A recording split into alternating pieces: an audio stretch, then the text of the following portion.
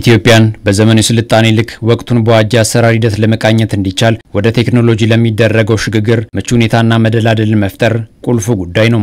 የዲጂታል ኢትዮጵያን እውን ለማድረግ ቴክኖሎጂ መር አሰራሮችን ለአገልግሎት አሰጣጥ ቀልጣፋነት ለመጠቀም ቀዳሚ እርምጃን መጓዝ ደግሞ ሀገርን የሚያስተዳድር የብልጽግና ፓርቲ ወሰደው መሪ ተልዕኮ ሆኗል።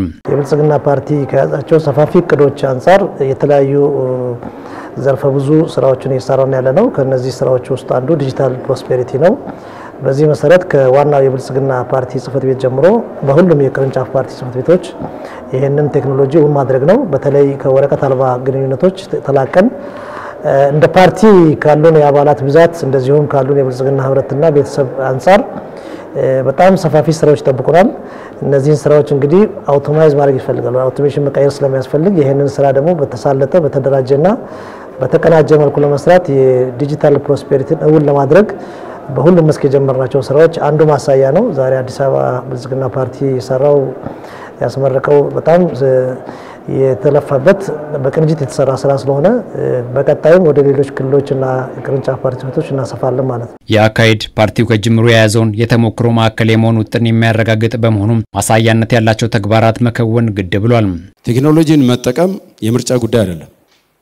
አሁን ካለበት የድረ መረብ ዘመንና ተለዋዋጭ ዳይናሚክ ዓለም ወይም ተለዋዋጭ ዓለም ውስጥ ቴክኖሎጂን የመጠቀም ጉዳይ የመኖርና ያለመኖር ጉዳይ ነው።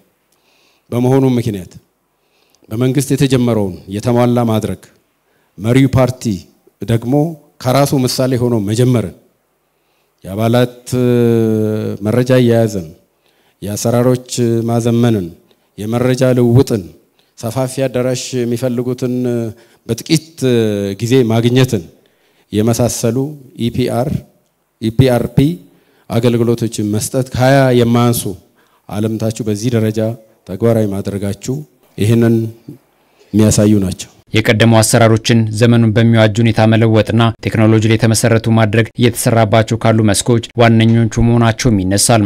እንደቀደሙ በዶሲ በክላሰር በማርከር እየተጻፈ የሰው ዝርዝር መረጃ በሸልፍ በደከሙ ሸልፎች ላይ የሚኖር አሰራርን የሚከተል ሳይሆን ፓርቲውን በአሰራር ለማጠናከር ኢአርፒ ኤስቲሜትድ ሪሶርስ ፕላኒንግ በአጠቃላይ የፓርቲው ከሰው ኃይል ስምሪት ከሀብት አስተዳደር ከአሰራር ስርዓት ጀምሮ ያሉትን ጉዳዮች በቴክኖሎጂ ለመደገፍ የሚያግዝ ስራ እየሰራ ይገኛል። ለዚህ ማሳያም የአዲስ አበባ ብልጽግና ፓርቲ ቅርንጫፍ ጽፈት ቤት የመረጃ አያያዝና የአሰራር ስርዓቱን የሚያዘምኑ የቴክኖሎጂ ውጤቶችን ወደ ስራ ማስገባት ችሏል። ከተማችንን የብልጽግና ተምሳሌት እናረጋለን። ከተማችን የአፍሪካ ከተሞች ሞዴል ማሳያ መማሪያ መዳረሻ ከተማ እናረጋለን ስንል ወቅቱ የደረሰበትን ዕውቀት አድቫንስ ያደረገ አሰራር የተላበሰ መሆን አለበት። ፓርቲው በዛ ልክ ውስጡን በዚህ መልኩ ሳይገነባ ውስብስብ የሆነውን ውጫዊ ሁኔታ ለመምራት የሚችል ባለመሆኑ የውስጣዊ የፓርቲ አሰራሩ በቴክኖሎጂ የተደገፈ መሆን አለበትና ይሄ ቴክኖሎጂ አሰራሮቻችንን ቀልጠፍ ለማድረግ በሚያስችል መልኩ ተዘጋጅቷል ማለት። ቴክኖሎጂ መር አገልግሎቶችን በውስጥ አሰራሮቹ ተግባራዊ በማድረግ ላይ የሚገኘው ፓርቲው ወደ ሀገር አቀፍ ደረጃ ማሳደግ ላይ የፈርቀዳጅነት ሚና እንደሚወጣም ተጠቅሟል። ፓርቲ ከያዛቸው ዋንኛ ተግባራቶች አንዱ ኢንፎርሜሽን ኮሙኒኬሽን ቴክኖሎጂ ነው። ስለዚህ ኢንፎርሜሽን ቴክኖሎጂን ፈጥኖ በራሱ በፓርቲው ውስጥ ኢንፎርሜሽን ኮሙኒኬሽን ቴክኖሎጂ አጠቃቀም ከፍተኛ ደረጃ ላይ መድረሱን ካረጋገጠ በኋላ ወደሚመራው የመንግስት ተቋማትም ደግሞ ስፕሪድ ማድረግ ይችላል ማለት ነው። ይሄንን ደግሞ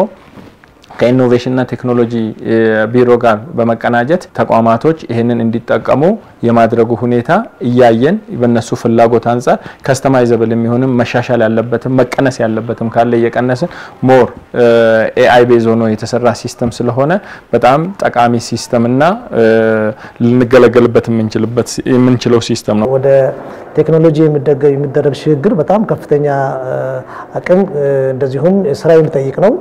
እንሰራለን ካላቸው ስራዎች አብዛኞቹ ደግሞ በተግባር ያያናቸው ነው። እንደምታውቀው በተለያዩ ኢኒሺዬቲቮች የተጀመሩ ስራዎች ውጤታማ ሆነው መጨረሻ ላይ ደግሞ ዲጂታላይዝ ማድረጉን የጀመረበት ሂደት ስላለ ይሄንን ስራ ማስፋት ለፓርቲያችን በጣም ከፍተኛ ጠቀሜታ አለው።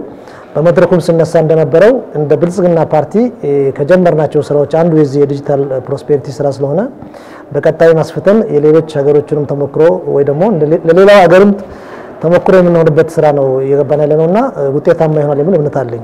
ፓርቲው በሌሎች መስኮች ያስመዘገባቸውን ውጤቶች በቴክኖሎጂ ዘርፍ ማስቀጠል እንደሚገባም ተነስቷል። ዘመኑን ዋጀ ቴክኖሎጂ በአይሲቲ ላይ እየተሰራ ይገኛል።